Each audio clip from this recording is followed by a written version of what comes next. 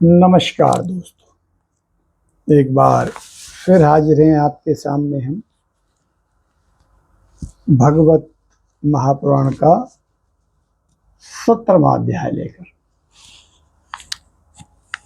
महाराज परीक्षित द्वारा कलयुग का दमन।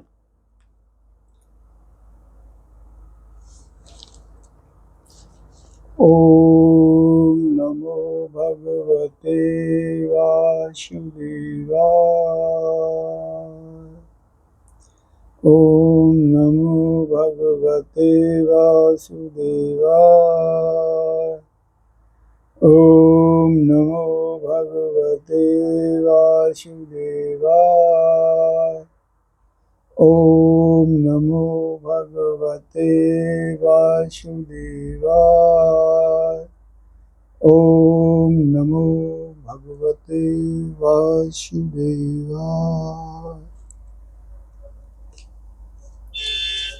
तो सूत जी कहते हैं, शौनक जी वहां पहुंचकर राजा परीक्षित ने देखा कि एक राजवेशधारी शूद्र हाथ में डंडा लिए हुए है और गाय बैल के एक जोड़े को इस तरह पीटता जा रहा है जैसे उनका कोई स्वामी ही ना हो।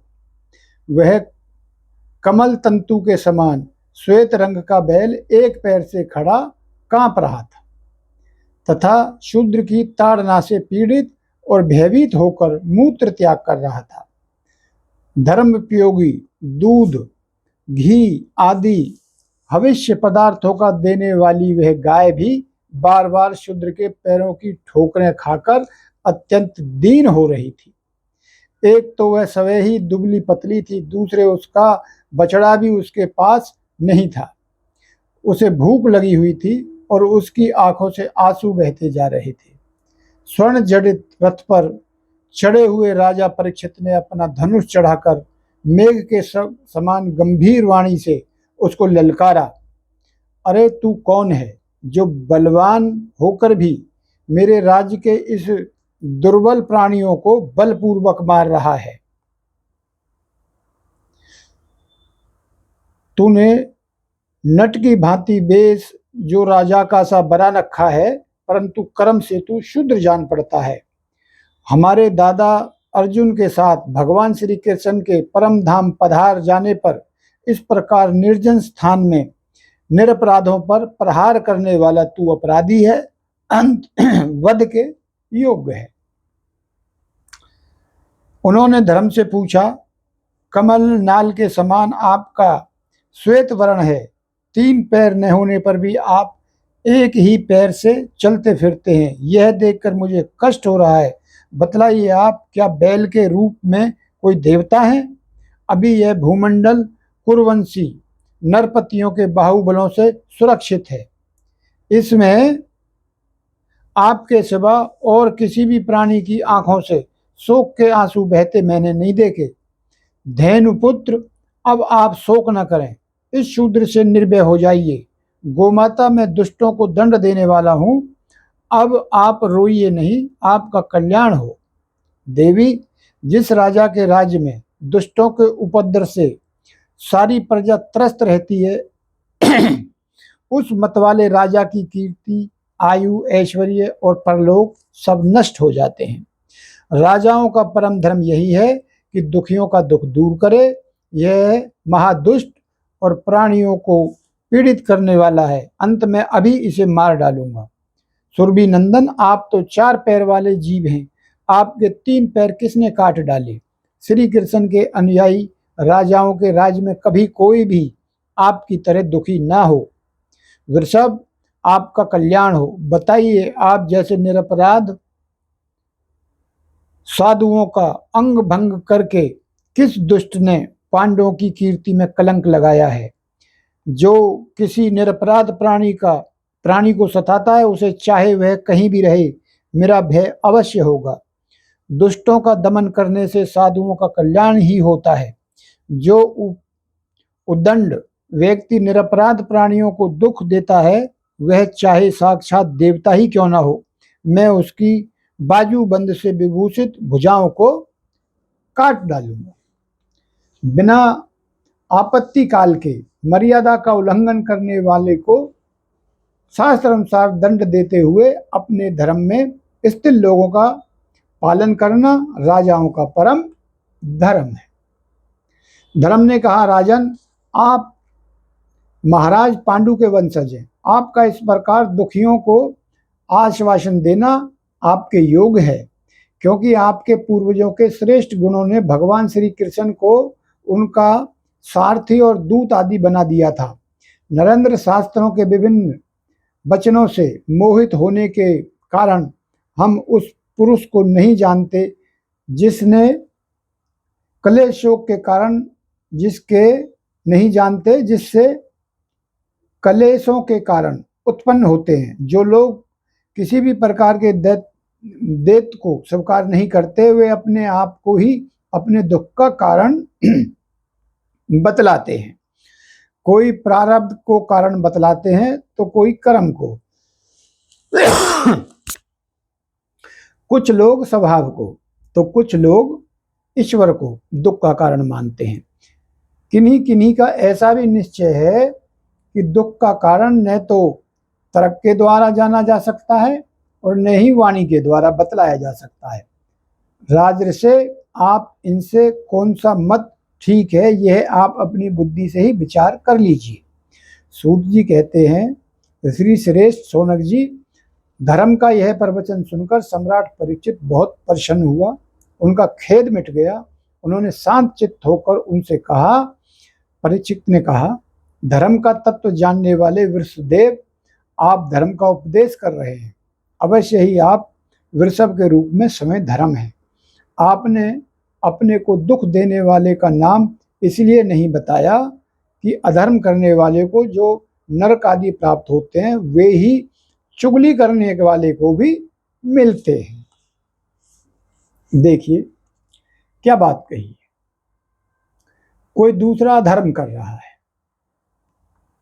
वो नरक का वासी है, उसको नरक मिलेगा। लेकिन यदि आप उसकी चुगली कर रहे हैं, जगह जगह उसको बता रहे हैं, तो कहा गया है कि अधर्म करने वाले को जो नरक आदि प्राप्त होते हैं, वो ही चुगली करने वाले को भी होते हैं। तो गांठ बांध लीजिए।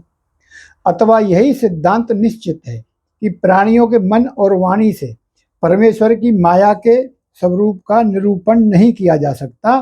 धर्मदेव, सतयुग में आपके 4 चरण थे, तप, पवित्रता, दया और सत्य।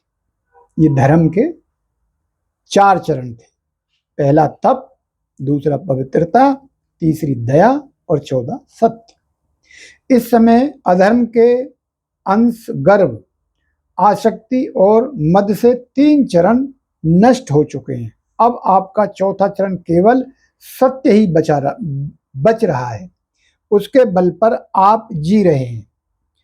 असत्य से पुष्ट हुआ यह अधर्म रूप कलयुग उसे भी ग्रास कर लेना चाहता है। ये गौ माता साक्षात पृथ्वी है। भगवान ने इनका भी भारी बोझ उतार दिया था और ये उनके राशि राशि सौंदर्य बिखेरने वाले चरण चिन्हों से सर्वत्र उत्सवमयी हो गई थी। अब ये उनसे बिछुड़ गई हैं। ये साध्वी अभागिनी के समान नेत्रों में जल भरकर यह चिंता कर रही है कि अब राजा का स्वांग बनाकर ब्राह्मण द्रोही शूद्र मुझे भोगेंगे। मारुति परीक्षित ने इस प्रकार धर्म और पृथ्वी को सांत्वना दी। फिर उन्होंने अधर्म के कारण रूप कलयुग को मारने के लिए तीक्ष्ण तलवार उठाई। कलयुग ताड़ गया कि ये तो अब मुझे मार ही डालना चाहते हैं। अंत झपट कर उसने अपने राज चिन्ह उतार डाले और भय विहीन होकर उनके चरणों में अपना सिर रख दिया। परीक्षित बड़े यशस्वी, दीन वत्सल और शरणागत रक्षक थे। उन्होंने जब कलयुग को अपने पैरों पर पड़े देखा तो कृपया करके उनको मारा नहीं, अपितु हंसते हुए से उससे कहा। परीक्षित बोले, जब तू हाथ जोड़कर शरण आ गया है तब अर्जुन के यशस्वी वंश में उत्पन्न हुए किसी भी वीर से तुझे कोई भय नहीं, परंतु तू अधर्म का सहायक है, इसलिए तुझे मेरे राज्य में बिल्कुल भी नहीं रहना चाहिए। तेरे राजाओं के शरीर में रहने से ही लोभ, झूठ, चोरी, धृष्टता और स्वधर्म त्याग, दरिद्रता, कपट, कलह, दंभ और दूसरे पापों की बढ़ती हो रही है। अंत अधर्म के साथ ही इस ब्रह्मवर्त में तू एक क्षण के लिए भी नहीं ठहरना, क्योंकि यह धर्म और सत्य का निवास स्थान है। इस क्षेत्र में यज्ञ विधि के जानने वाले महात्मा यज्ञों के द्वारा यज्ञ पुरुष भगवान की, ये परीक्षित कलयुग को बोल रहे हैं, आराधना करते रहते हैं। इस देश में भगवान श्री हरि यज्ञों के रूप में निवास करते हैं। यज्ञों के द्वारा उनकी पूजा होती है और वो यज्ञ करने वाले का कल्याण करते हैं। वे सर्वात्मा भगवान वायु की भांति समस्त चराचर जीवों के भीतर और बाहर एक रस स्थित रहते हुए उनकी कामनाओं को पूर्ण करते रहते हैं। सूत जी कहते हैं, परीक्षित की आज्ञा सुनकर कलयुग सिहर उठा। यमराज के समान मारने के लिए उद्यत हाथ में तलवार लिए हुए परीक्षित से वह बोला। कली ने कहा, सार्वभौम, आपकी आज्ञा से जहां कहीं भी मैं रहने का विचार करता हूं, वहीं देखता हूं कि आप धनुष पर बाण चढ़ाए हुए खड़े हैं। धार्मिक शिरोमणि, आप मुझे वह स्थान बतलाइए जहां मैं आपकी आज्ञा का पालन करता हुआ स्थिर होकर रह सकूं। सूत जी कहते हैं, कलयुग की प्रार्थना स्वीकार करके राजा परीक्षित ने उसे 4 स्थान दिए। धूत, मद्यपान, स्त्री संग और हिंसा। इन स्थानों में कर्मश, असत्य, मद, आसक्ति और निर्दयता, ये 4 प्रकार के अधर्म निवास करते हैं। उसने भी स्थान मांगे, तब समर्थ परीक्षित ने उसे रहने के लिए एक और स्थान श्रवण दिया, यानी कि धन दिया। इस प्रकार कलयुग के 5 स्थान हो गए: झूठ, मद, काम, वैर और रजोगुण। परीक्षित के दिए हुए इन्हीं 5 स्थानों में अधर्म का मूल कारण कली उनकी आज्ञाओं का पालन करता हुआ निवास करने लगा। इसलिए आत्म कल्याणकामी पुरुषों को इन 5 स्थानों का सेवन कभी नहीं करना चाहिए। धर्म की धार्मिक राजा, प्रजा वर्ग के लौकिक नेता और धर्मोपदेष्टा गुरुओं को तो बड़ी सावधानी से इनका त्याग करना चाहिए। राजा परीक्षित ने इसके बाद वृषभ रूप धर्म के तीनों चरण तपस्या, सोच और दया जोड़ दिए और आश्वासन देकर पृथ्वी का संवर्धन किया। वे ही महाराजा परीक्षित द्वारा इस समय अपने राज्य सिंहासन पर, जिसे उनके पितामह महाराज युधिष्ठिर ने वन में जाते समय उन्हें दिया था, विराजमान है। वे परम यशस्वी सौभाग्य भाजन चक्रवर्ती सम्राट राजर्षि परीक्षित इस समय हस्तिनापुर में कौरव कुल की राज्य लक्ष्मी से शोभायमान है। अभिमन्यु नंदन राजा परीक्षित वास्तव में ऐसे ही प्रभावशाली हैं जिनके शासनकाल में आप लोग इस दीर्घकालीन यज्ञ के लिए दीक्षित हुए हैं। तो दोस्तों, ये 17वां अध्याय पूर्ण हुआ।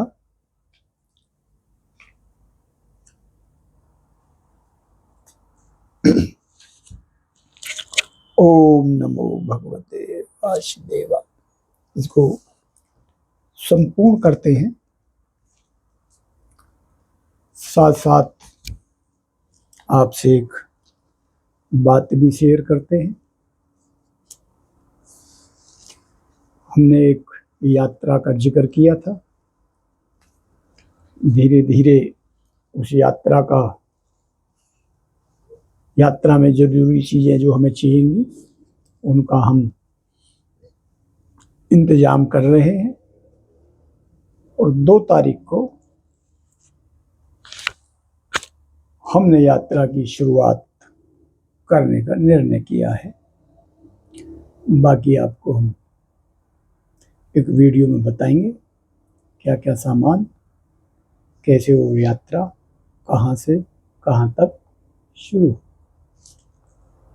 नमस्कार।